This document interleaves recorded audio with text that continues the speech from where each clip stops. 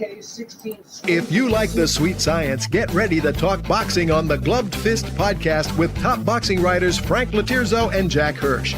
Frank, a former amateur boxer out of Philadelphia, writes for NY Fights and can be seen on the Boxing Channel. Jack, an amateur boxer who competed in the New York Golden Gloves, was a 6-term president of the Boxing Writers Association. And now, here's Frank Latirzo and Jack Hirsch. And we're back. Welcome to Glove Fist. Happy New Year, everyone. My name is Frank Latirzo, former writer, full-time observer, joined by Jack Hirsch, former 6-term president of the Boxing Writers Association of America. Jack, we're going to hit some football in a minute. Happy New Year. Did you have a good New Year?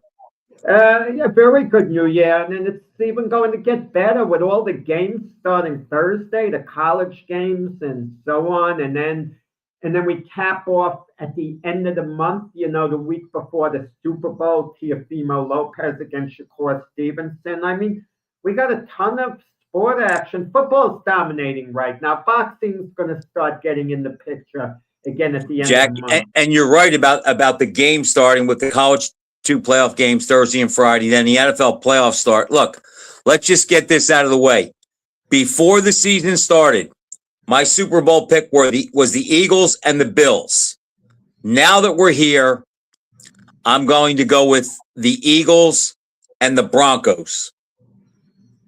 Yeah, I mean, I'm more stubborn than you, Frank. When I make a pick in the beginning of a year, I stick with it no matter what, unless there's a major injury. For example, if Josh Allen was out for the year, yeah, I wouldn't stick with the pick. Then it would be obvious that, very unlikely that the Bills can win, but stick with your pick. No, Jack, like the reason why I stuck with the Buccaneers and Ravens all year long, and look where it got me. My point is this. When the season started, I thought Eagles, Bills. Now that I've seen 4 months of football, I think it's going to be the Eagles and the Broncos. I don't think anybody's going to, none of these AFC teams are going into Denver and winning. So, I'm going to pull for the Bills, but I don't think that's going to happen. Okay. 2 questions. Answer one very quickly, and then the other, and then we'll wrap up the football. Go ahead. Ali Liston's second fight, dive a legitimate knockout. Jack, Liston did get hit. You see his head turn when that right hand lands. I've told you this before, that back in 79, after Curtis Parker and I got done sparring, we were sitting around, hanging around, and we were talking to Willie Reddish, who was Liston's trainer, about the fight. And he didn't say anything about whether it was on the up and up or not, but he did say that Liston said that Clay punched a lot harder than I thought he did, and that surprised me. As far as the fight being a bag job, you know what, Jack? I'm sorry. I think the way Liston rolled around on the canvas after that, and the way he got up and then he fell back down, and then when Walcott wouldn't help him out and count him out, he actually started fighting Ali in the corner again. I kind of think something funny was going on. Okay. Joe Burrow yesterday, did he tank the sack for Myles Garrett and not for the record? It did look like it had a little Brett Favre in it, didn't it? It did. It caught my eyes. I wasn't happy about it. Okay. Boxing here. The big fights, I mean, they get made and they don't get made. Why do we have these big lulls in time? We keep waiting for Boots Ennis and Virgil Ortiz to sign for the fight, and something is holding it up. Boots Ennis wants to fight. Virgil Ortiz wants to fight. I think it's the purse split, and I guess Oscar De La Hoya, who, promotes Virgil Ortiz, feels his man deserves a bigger purse split. And based on what they've both done so far, let's forget their potential, Frank. Based on what they've both done so far, do you think he deserves a little bigger purse split? Should Boots settle for 60-40 deal in Ortiz. I think it should be 50-50 first, Jack. I mean, I agree with you about Ortiz. Maybe he's done a little bit more, but Boots passes the eye test better. Neither one is a household name or a star. But the answer to your first question is, Jack, that's why it is so hard. And I know we're going to bring Lee Groves on in about 10 minutes. And I think he is more enthused about this sport right now than I am. And because of the way these fights are and they don't get made, and there's just so much talk on social media. Now Tyson Fury is back in the fold. He's training. He's going to fight again. I don't care about Tyson Fury. I can't take him serious. And I'm a little tired of seeing Oscar De La Hoya, his post every other day now, why Mayweather is so much better than Crawford. Oscar doesn't believe that, and I'm tired of his games. Things have been ticking me off lately, Frank. I don't know, is it because I'm getting older and I'm falling into the category of a cranky old man? Yeah, get off my lawn. I'm the same way, Jack. No. But two things bothered me today. I see on social media that everyone's saying the reason Frazier and Ali didn't fight in 1972, the year after, because Frazier was ducking Ali. At that point, neither guy was pushing for the rematch. They knew it was eventually going to take place. I remember seeing so many newspaper articles, Ali saying, not ready for the Frazier rematch yet. They weren't pushing the issue, but people who are maybe a little younger see, because they hadn't fought till 3 years later, they were assuming that Frazier ducked Ali, that Ali wanted an immediate rematch. Ali did not want an immediate rematch. Frazier did not want an immediate rematch. Ali talked like he did, Jack. Ali was, after each fight, after his subsequent 10 fights, he talked about that and he mentioned Frazier. But he wanted the pot to build and he wanted to get into better shape. And for Frazier, in his mind, he was never going to fight Ali again for a split purse. And he lost that leverage when he fought George Foreman. But there were no serious negotiations until they actually had the rematch. Frazier, after he beat Ron Stan in the ring, says who he wants next. He says, I want Cassius Clay next. He pointed. And both guys, they both didn't push the issue. It was similar. Pacquiao and Mayweather both mutually dragged it out. Well, Pacquiao through his promoter, Bob Arum, and Mayweather through himself dragged it after Ali and Frazier both lost in 73, they kind of had to fight each other to become relevant again, to get a shot at George Foreman. And speaking of that Frazier standard rematch, the next time you watch it, Jack, pay attention when they interview Frazier after the fight. George Foreman is in the ring, and he goes up to Frazier just as the interview is ending, and he goes, I deserve the next shot. And Frazier turned to him and he said, anytime. Okay.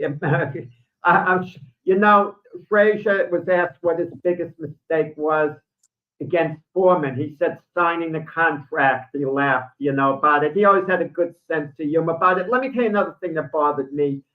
Mike Coppinger, was on with Max Kellerman on the thing with Ring. And I like Mike. I know him, Certainly nothing personal. I like Mike. But he's talking all enthusiastically about Keith Thurman, Sebastian Fundora. What a fight. Keith Thurman. Oh, my Lord. Really? Has fought 2 times since losing to Manny Pacquiao in 2019. You hear me? When 2026, in the last 6.5 years, Keith Thurman has fought twice. And Mike Coppinger's talking all enthusiastically about what a wonderful fight against Fundora. It's like you mentioned with Tyson Fury. These guys are all given a gold card. They can fight once every 5 years, and everyone flocks to them. People are suckers, Frank. Suckers. You're right, Jack, and that's why we get the product that we get. And I can't believe that Coppinger could be excited about Keith Thurman fighting in 2026. He is so far past his sell-by date, and Fedor will beat the heck out of him. No, regardless, Keith Thurman does not deserve anything remotely like a title shot. But then you look at Ryan Garcia, a modern-day guy. He cheats against Devin Haney, gets suspended a year. Okay, wouldn't have fought anyhow. Let's even forget about the weight. Him not trying to make the weight. because Haney's people went through with the fight for extra money. That's on them. But the PEDs, Jack, okay? you're not going to like this, and we touch on this a lot, but I'm going to blame this on Mr. Mayweather for the fact that these exhibitions have changed. Jack, they've changed the dynamic of the sport and a lot of the big names. I mean, think about it. Jake Paul, who fought one real fighter in 12 fights going into the Joshua fiasco, was Tommy Fury, and he lost. But Jack, how does Jake Paul get a line? No, my point is this. Let me just finish what I was saying with Garcia. The Garcia suspended a year. He comes back and is beaten badly by Rolly Romero over the distance, a very widely beaten badly. And now he's getting a title shot. I mean, the whole thing is ludicrous. But that's what I'm saying, Jack, how it's just a joke. It's the same thing. You can use that as an example. My example was going to be that a guy like Jake Paul gets a fight with a guy who was a former gold medalist and a two-time defending world heavyweight champion. He leapfrogs everybody, and it's a joke. The fight's a joke, and it's like, it's so hard to take this sport serious on so many levels. Let me just say hi to Joe and Paul Driscoll, guys. How you doing? We're going to get Happy New Year. We'll get Lee Groves on shortly. I got to tell you a funny thing. Years ago at Canastota in New York, we had a group who would get together for dinner. A couple of them aren't with us anymore, like Jack Obermeyer, Neil Terrens, Jeff Jowett, myself, Lee Groves joined in the group, Eric Bacha. And we used to have we used to give one another nicknames. I think I remember Lee's nickname. Okay, I think it was Lee the Hitman Groves, if I'm not mistaken. It would be named after a fighter. I wonder whether Lee remembers what my nickname was in the group that was given to me by Jack Obermeyer. And it wasn't even my favorite fighter, but I should be flattered over the name. So when we get Lee on, I have one, but I'm not going to say it. Does he remember the nickname that I was given in the group? Jeff Jowett still calls me that today. Okay. I can't wait to hear this because I have a couple in mind. We could get Lee on a couple of minutes early. We can't get too much of a knowledgeable guy like Lee Groves, boxing historian who keeps the stats for CompuBox, and has been on this show in the past as a guest, and he co-hosted with Frank in the past as well. So if Lee's there, we could get him on. Hey, Lee, do you remember, what was my nickname in the group? Do you remember? I believe it was Montekia, correct? Montekia.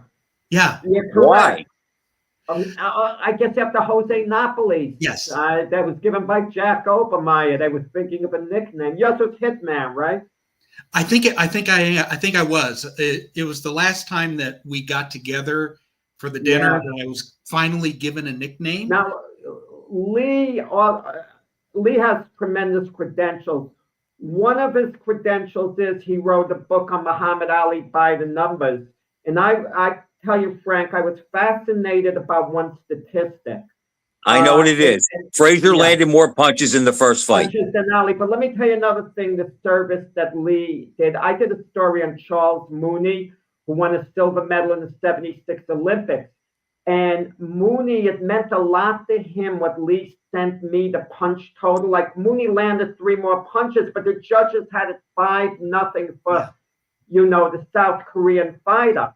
So it kind of gave Mooney a little bit of validation, not that he was robbed, that the fight could have gone either way. He could never understand how, he got whitewashed 5-0. So that means a lot to these guys. Well, bad decisions in the Olympics back then were pretty common. But I got to tell you, I know Lee's big into analytics. I'm half and half. Frank is a little more old school than me, I think. Now, Frank, I'll give you an example how old school Frank is. Frank feels, and I felt it was very close, but Frank feels Ali deserved a decision in the rubber match with Ken Norton. And your analytics say just the opposite. Yeah, it was the opposite. Ali wasn't the float he was the float like a butterfly, sting like a bee in terms of movement and form, but he got hit a lot more than I even thought he ever was. And the thing about it was that Ali was a master of disguising what had just happened to him. He gets hit with a body shot. You take a look at the first 5 rounds of the George Chuvalo fight, the first one. And Chuvalo went to town on Ali's body, and that's because Ali let him. And his facial expression didn't change. His skin, it didn't swell or cut or anything like that. And Ali reacted so quickly to being hit by countering and usually landing clean that you just forgot that he had been hit by a punch. And he did it time and time and time and time again. Ali was the master of making it look like he was dominating and fighting his rear end off when he wasn't doing anything.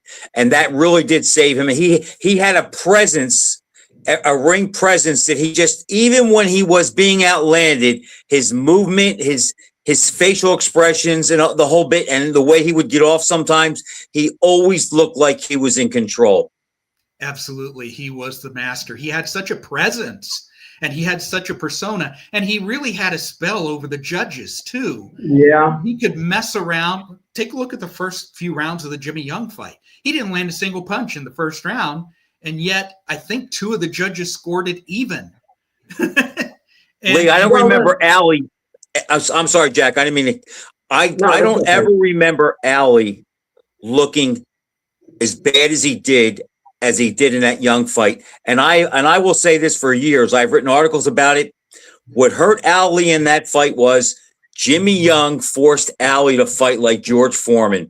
And Ali had to be the aggressor. And for once, he had to chase a smaller, quick guy who was looking to counter him. And then when you take into account, Ali does not throw body punches. So all he has are 1-2s to the head. Jimmy Young evaded them. And that was the one fight where Ali got the decision where I scored the other guy more rounds for him. I think I had 7-6. Let me tell you, I scored the fight for Ali by 1 point based on Young continuously ducking his head out of the ring. To me, that's damaging. You cannot let him get away with that. That's the equivalent of a knockdown. Let me ask you guys this, for example. You're scoring a fight, and you want to obey what the referee says in terms of scoring.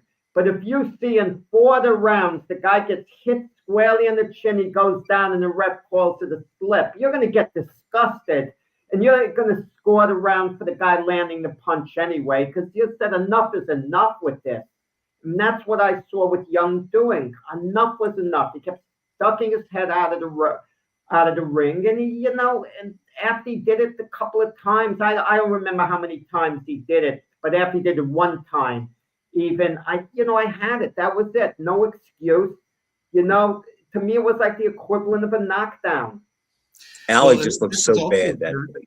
This was also during the era in which a challenger had to beat the champion half to death to get a decision, and Jimmy Young didn't, especially a popular champion. Especially an iconic popular champion like Ali. Absolutely so. I mean, you take a look at the charisma department. Ali had him by parsecs. Could you imagine Jimmy Young taking over the mantle of Ali? He deserved. Yeah, they couldn't allow that to happen. Well, Jimmy Young with CompuBox the stats. How did he do against Ken Norton? You remember? No, I don't remember. I don't even know if we counted that fight retroactively. Why that wouldn't be in an Ali book, Jack. No. It wouldn't be in the Ali book, but Lee, has a vast library of these fights. I think the conventional wisdom is that Young should have won the fight. Right. That's I scored it for Young. One fight I never saw on tape. I got to get around to watching it someday. That was controversial. Willie Pastrana, Harold Johnson. That would get Russell Peltz going because Harold Johnson was his idol. Yeah. And I remember talking to Angelo Dundee, Pastrana's trainer manager, about it. And he tap danced around the subject, whether this guy deserved a decision. He did this, but I kind of won that particular fight. But it's hard when you know what happened. When you know the result, it's tough. The Joey Giardello Hurricane Carter fight, I had Giardello up a point, but I knew what was happening, before you watch the fight. So it kind of makes it hard. Well, Lee, the before beauty you of jump it- in, let me just say one thing. Back to Young and Ali. What Okay. always made me laugh that I would read where some guy said is that Jimmy Young was ducking out of the ropes because Ali was hurting him to the body. And like, how crazy is that? Ali wasn't hitting him to the body, and he never hurt him one time during the fight. And I told Jack this, Lee, but I trained at Joe Frazier's when Jimmy Young was there, and I asked him, "What were you doing? Because it probably cost you the fight." He said, "I just wanted to do what to Ali, what he did to everybody else, where he has his Mirage and Robodope, because I wanted to mess him up and get in his head." Mm. That was his reason for.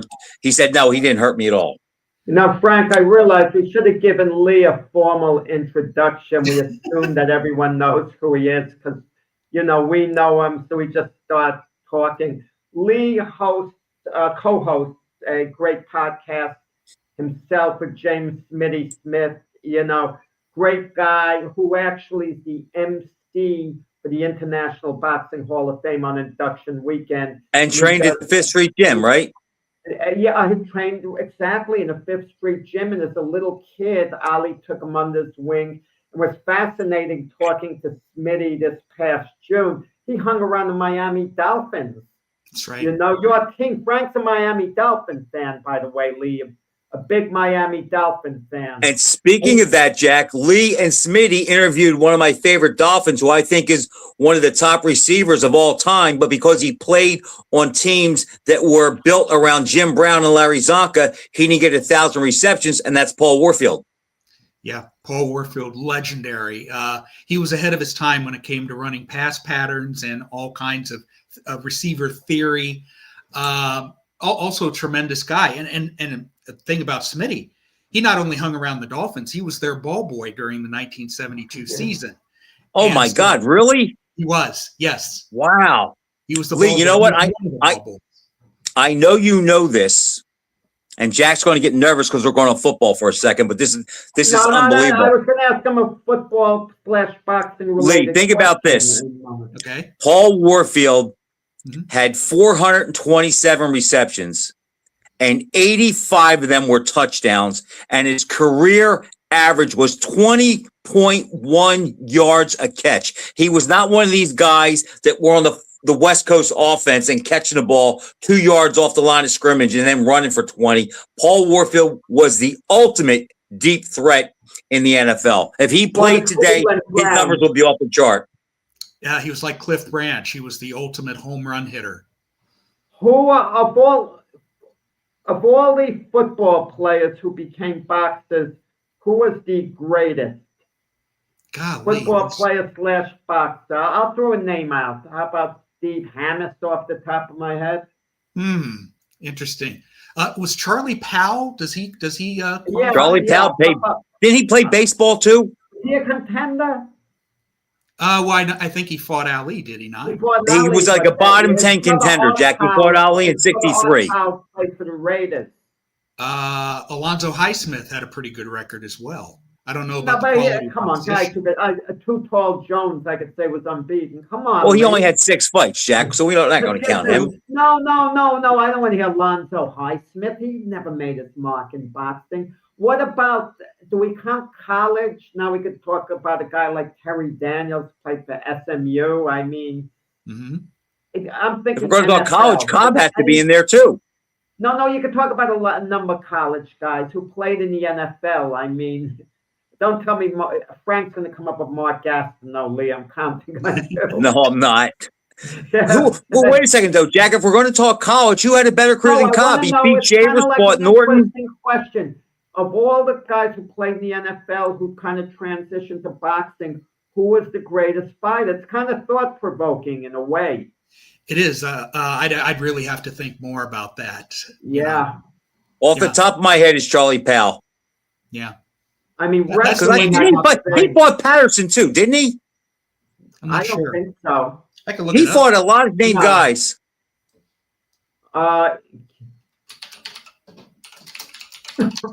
Okay, yeah, no, it's just a little thing. Okay, and Lee also, for everyone out there, he keeps the stats for CompuBox. And I like CompuBox a little more than Frank likes it. Mhm. I use it to justify my scores at times. Like a round's going to end and I'm doubting myself how I scored it. And then I see CompuBox was close at least in the round, so I kind of breathe a sigh of relief.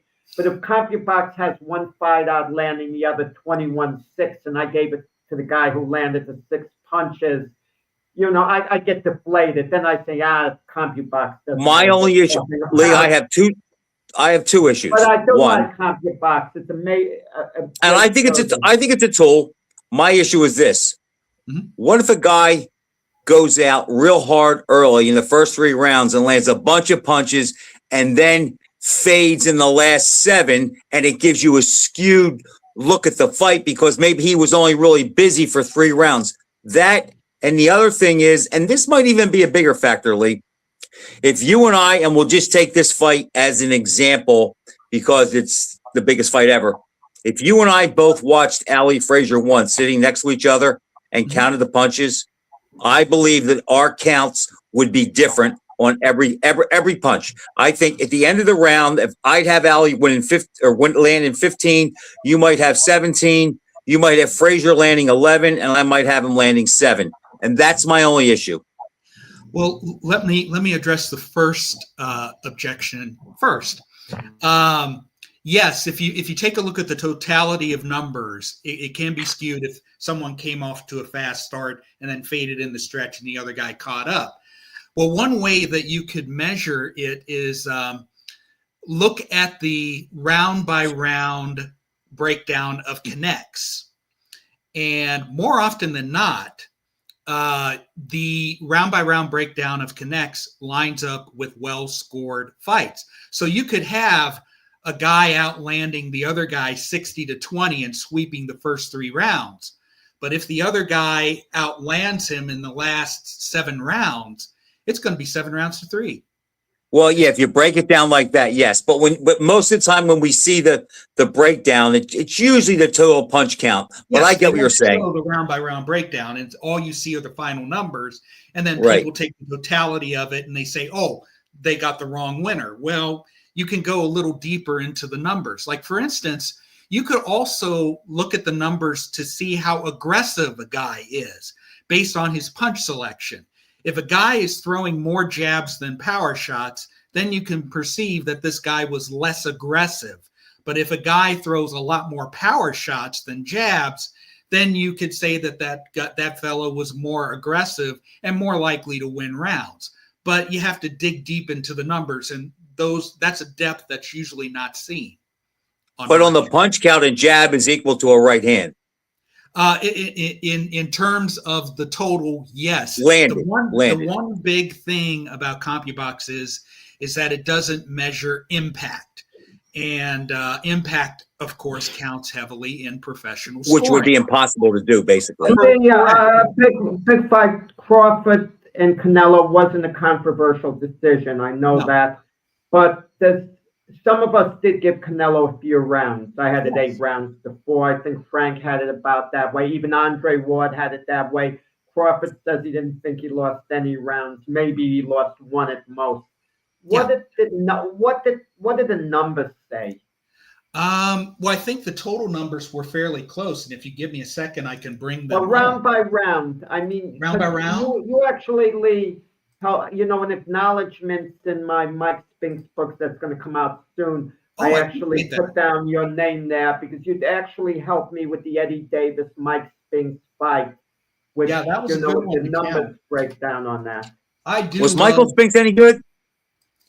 Yeah, I think he was pretty good. I'm messing with Jack, Lee. No, in the Davis fight, he won the fight, but the numbers favored him in 7 of the 12 rounds, but it was close. It wasn't a good night for him, even though he thinks Eddie Davis did to Michael Spinks what Michael Spinks did to everybody else. His awkwardness messed with Michael, and his herky-jerky inside. He won by a very wide margin. He still doesn't understand the fuss. But okay, what could I tell you? Let's see. Alvarez, Crawford, Alvarez, Crawford. 5-5-2. Wow. in punches. Wow. But there were a lot of swing rounds because Yeah. 1, 2, 3, 4, 5, 6. 6 of the rounds were 3 or fewer total connects. Yeah. And Crawford probably won those with ring generalship, which is a factor that is not usually a big deal when it comes to the 4 criterion of scoring. But it wasn't a lopsided fight in Crawford. No, Crawford outlanded him by 16 punches. He clearly over won 12 the rounds. fight, but it wasn't lopsided. You know, it's not like Canelo was outclassed. You start hearing these narratives. After the Well, 4th or let me 5th ask round, you- I felt Crawford was in control, though.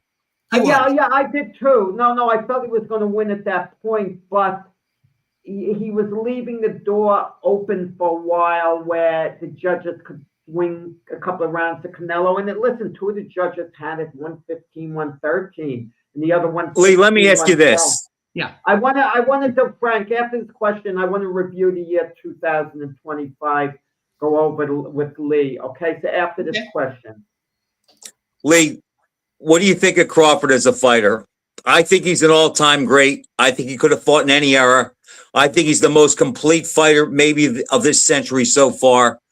I think head-to-head, 140, 147. I think he takes Mayweather apart. I think Crawford is the real deal. And in closing, if Crawford of Spence fought Leonard of Hearns 1, I'm not sure who I'd pick. I think that highly of Crawford. Where are you? I agree with most of what you're saying. Crawford is an all-time great. He's won titles in 5 weight classes, 3 undisputed, or was it 3 undisputed or 4 undisputed? I don't know. 3 undisputed. And he's one of the most versatile fighters. He fights well out of both stances, even though later in his career he fought almost exclusively out of the southpaw. Very, very intelligent, very accomplished. He beat a whole bunch of guys who held titles and if his retirement sticks, you can make an argument that he had the greatest swan song in boxing history. I mean, going out, jumping up 2 weight classes to fight an undisputed champion, winning that fight in fine style, and then retiring undefeated. I mean, you can't really ask for a whole lot more.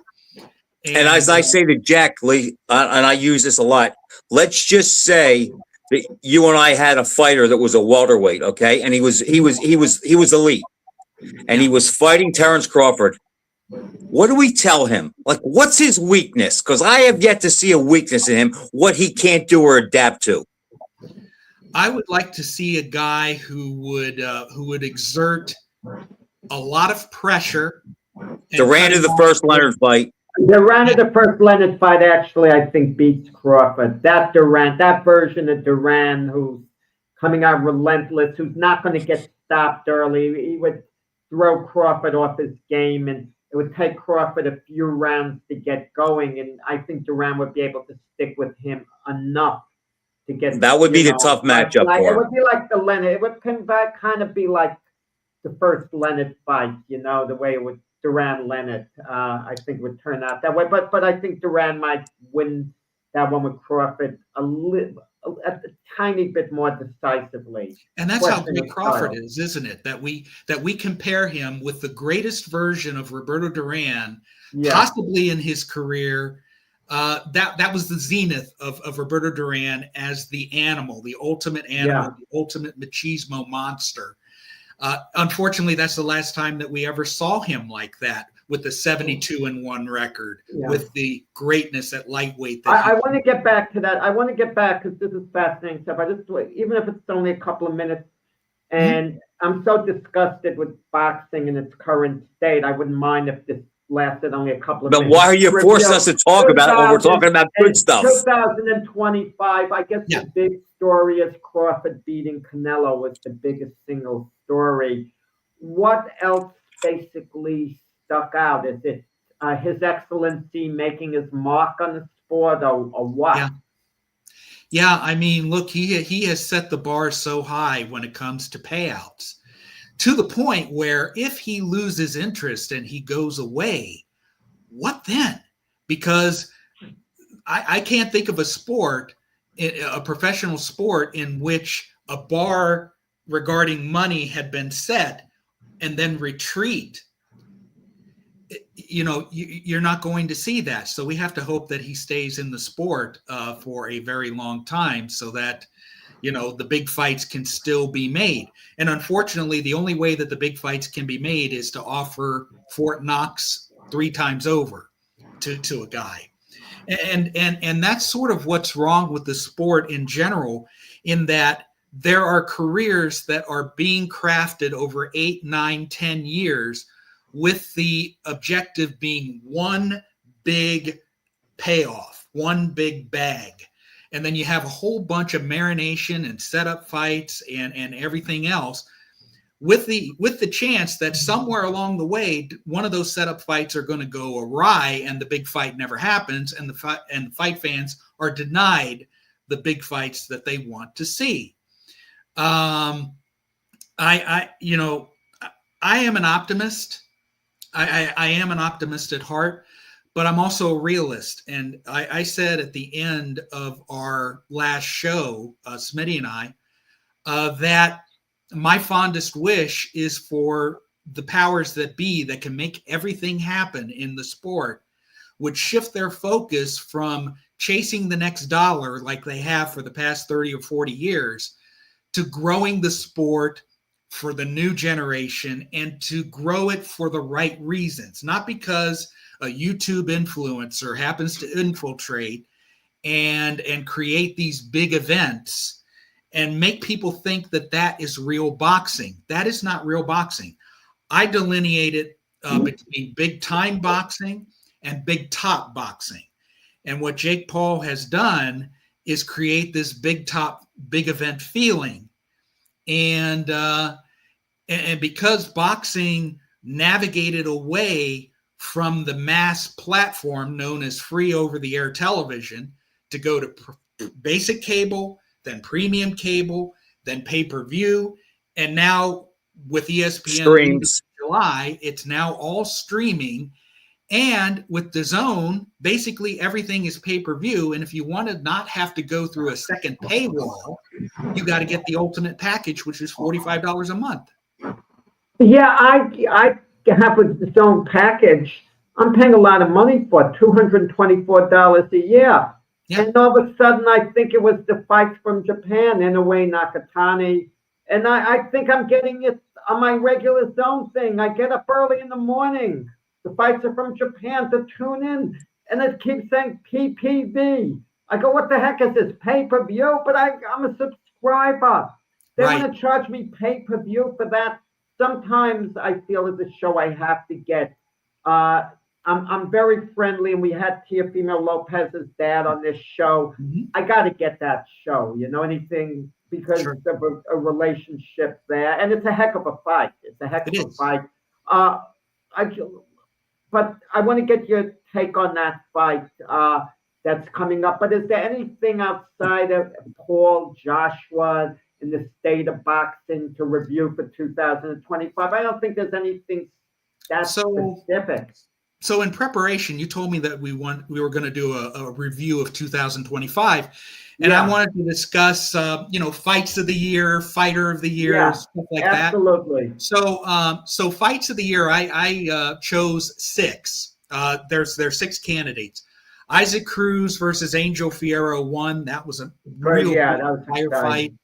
Callum Smith, Joshua Buatsi, that was a brawl.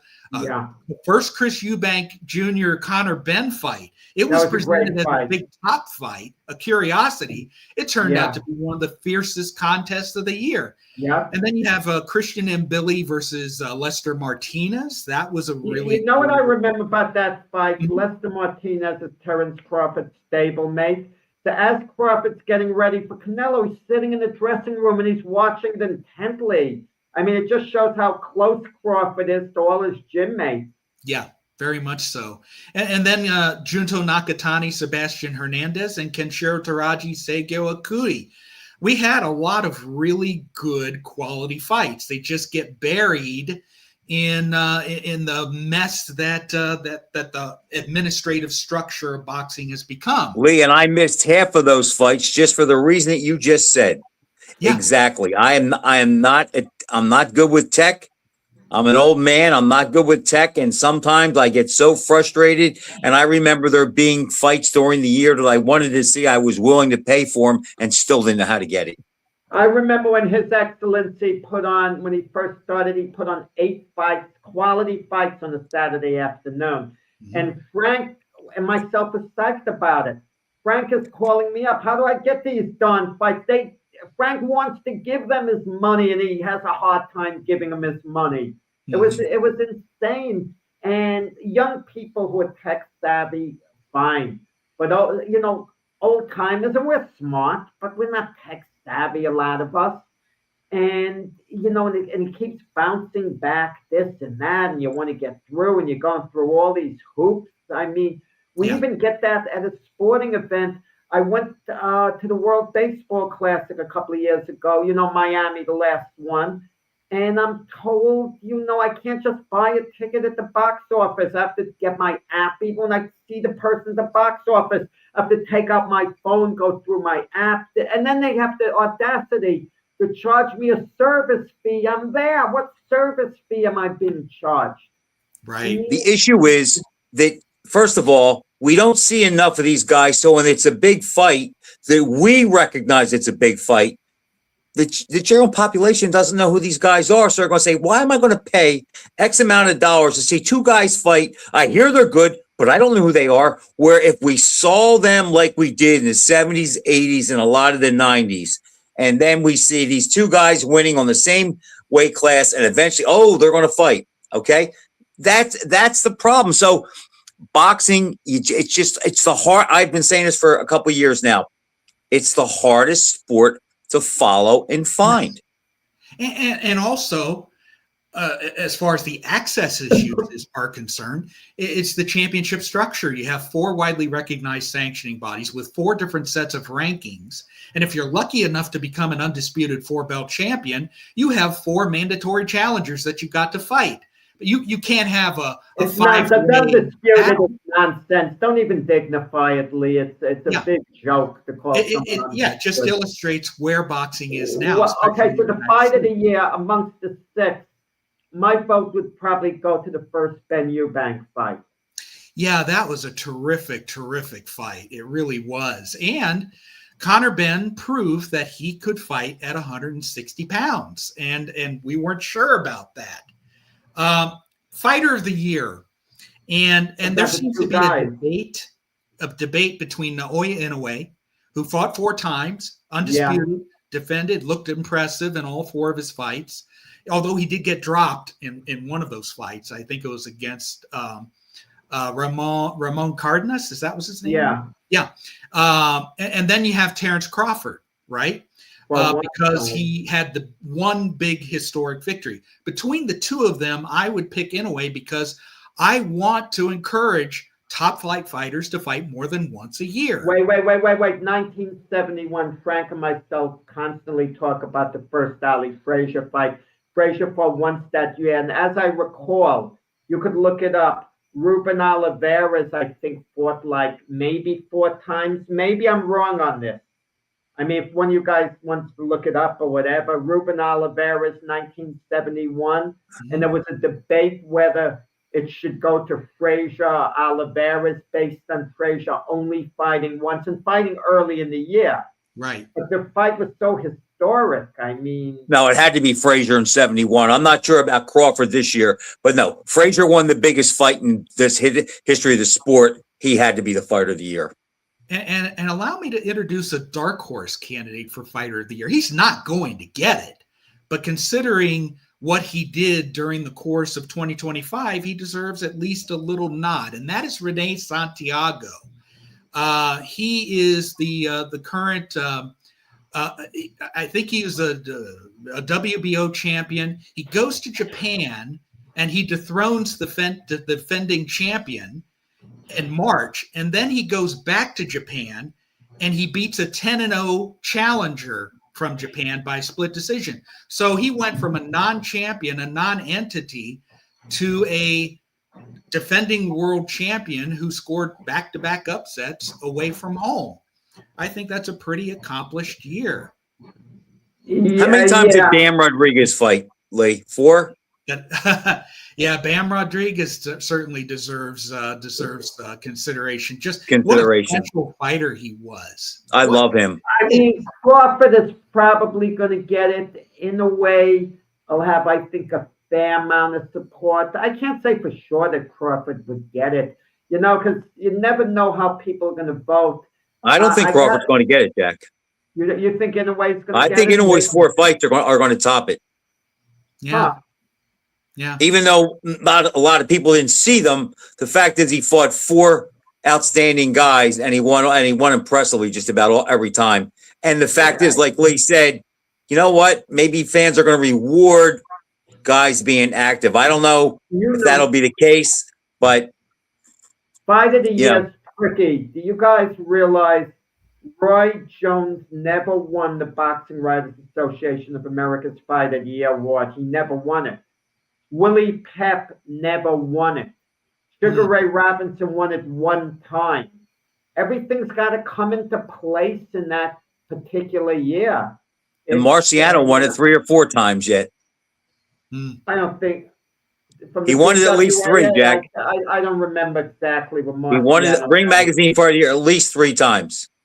Well, I'm talking about the Boxing Writers Association of America. Yeah. Okay. Yeah. But Jones, in 1994, beat James Toney. Masterful performance with Foreman. Knocks Mora out to Center Memphis with Foreman. What other categories, Lee? I don't want to. Upset of the year. And here are the candidates that I came up with. Orlando Romero over Ryan Garcia. Raleigh Romero. Yeah. Jose Armando Resendiz over Caleb Plant. That was a pretty big surprise. Who cares? I forgot all about that, but you're right. Yeah. Fabio Wardley knocking out Joseph Parker and Jorge Garcia Perez over Charles Conwell. Fabio Wardley was given a legitimate shot with Joseph I don't consider that an upset. Yeah, if a mild upsets take place, when you talk upset of the year, you talk about a clear upset. That's a little. I guess it would be Raleigh and Ryan over Ryan. Because Raleigh Romero. I mean, you didn't think he was going to win with Garcia coming back there. Yeah. Yeah. I also put together a list of female fighter of the year, and I came up with three candidates.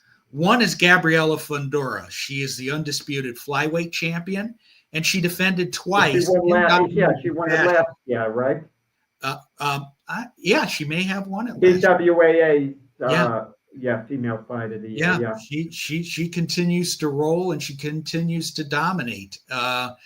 And then Michaela Mayer had a really good year as well. You get my vote, Michaela Mayer. Even I know that, and I'm not a big women's boxing proponent.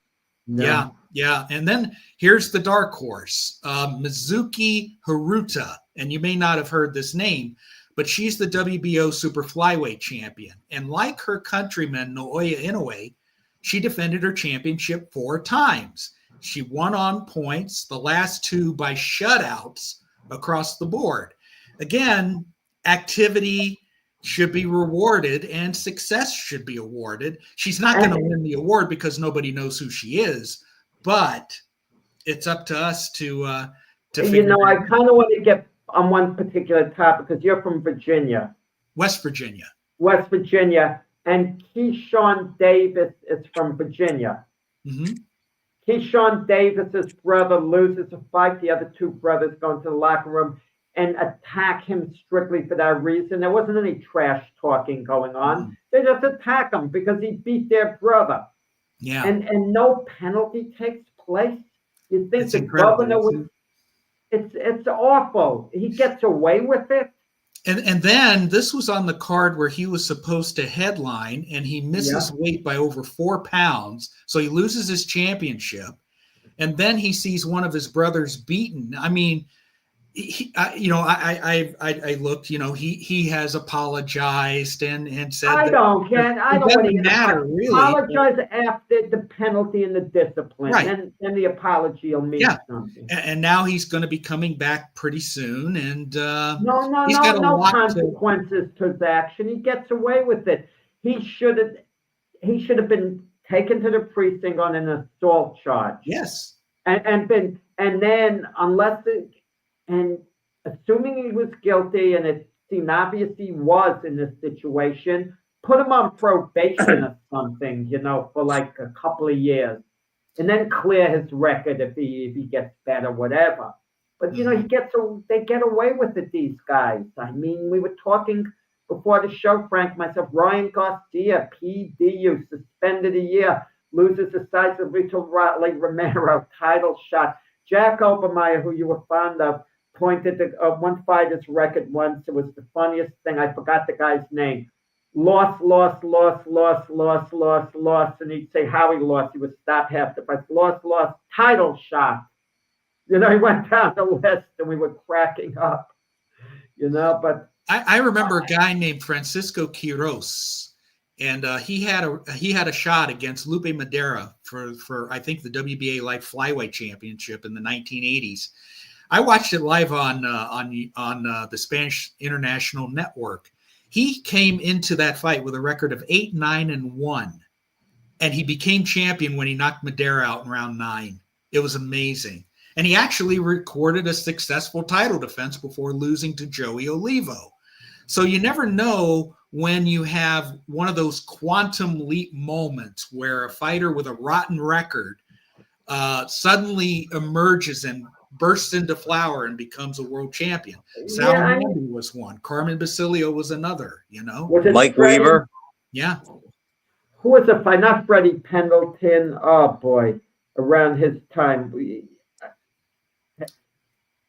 Out of Philly, Jack? Steve Robinson, who lost his title to Hamed. Yeah, guys. Before we move on, any other categories? Because I don't want to, you did this work, so I don't want to. Event of the year.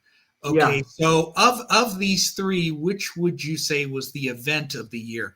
Terrence Crawford versus Canelo Alvarez, Anthony Joshua and Jake Paul, or Chris Eubank and Conor Benn 1. Which was the best event? I want to go Crawford. I can't go Jake Paul. I'm sorry. I can't. I would think Crawford because the celebrities came out for that one more. So I know they come out for Paul's fight.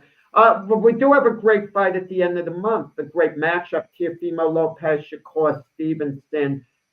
I mean, I'll be honest. I'll be rooting for Teofimo Lopez because I know him, and him and his dad have been great. I have access to him whenever I want.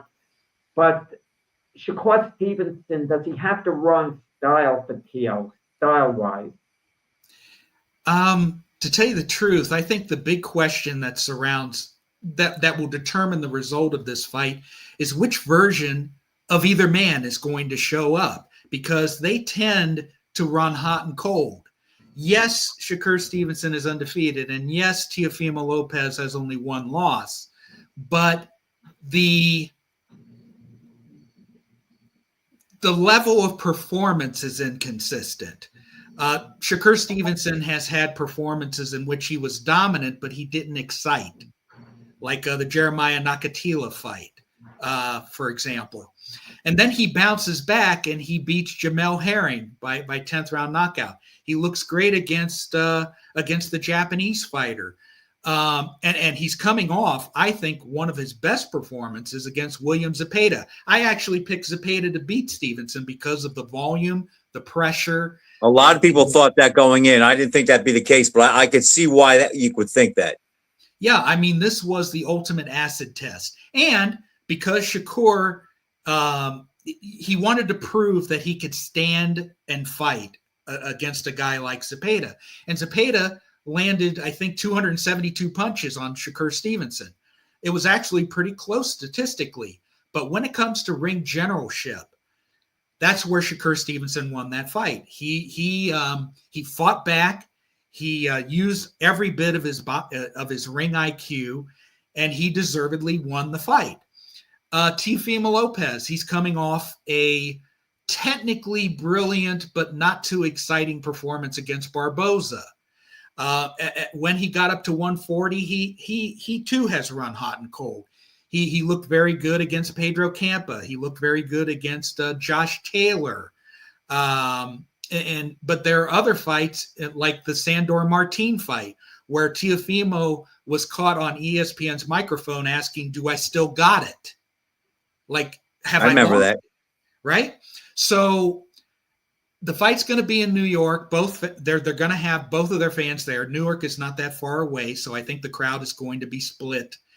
I think that Shakur Stevenson has the edge. I think that his ring IQ is going to see him through. I think it's going to be a decision. I don't think it's going to be a firefight because that's not where Teofimo is now at 140 pounds. He's not the same guy that knocked out Mason Menard with on his face with one punch, or doing the video game dance after knocking out Diego Magdaleno. He is more of a mature, technical boxer. He's very gifted. He's very smart. I think that Shakur is just a little bit smarter and a little bit better. The style matchup favors Shakur. And so Shakur is a little bit strong, even though he's not a big puncher. He's the physically stronger guy than people think and a little more durable. So it sounds like you're going to give the edge to Shakur Lee. And I think if I was going to pick the fight right now, I'd agree with you. I have one last question for you. Yeah. And this is debated a lot. I know where I feel and where I stand on this. A 2-minute warning because we're coming towards the end of the show. So we have Leon for 2 more minutes and then the clock runs out. Wait, what do you think?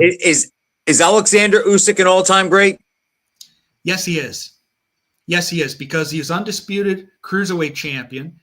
He was undisputed twice heavyweight champion, but moreover, he did it as the ultimate road warrior. He beat world champions on their home turf time and time again. And yes, it was a matter of necessity. Ukraine is still in a very perilous situation, but he answered the call, and every single time he's answered the call. Yes, he is an all-time great. Is he the best heavyweight since Lennox Lewis retired? He could very well be. I think his record speaks for itself. We're along the same lines, thinking. Yeah, very, very quickly. I mean, you're involved with the Hall of Fame, to an extent. And this year, I couldn't understand the balloting of the voters. The Hall doesn't make the decisions.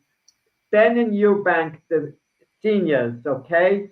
They're like together. It's like Abbott and Costello, or whatever. How does one get in the Hall of Fame, Nigel Benn, and not Chris Eubank? Either recency bias. I don't get that.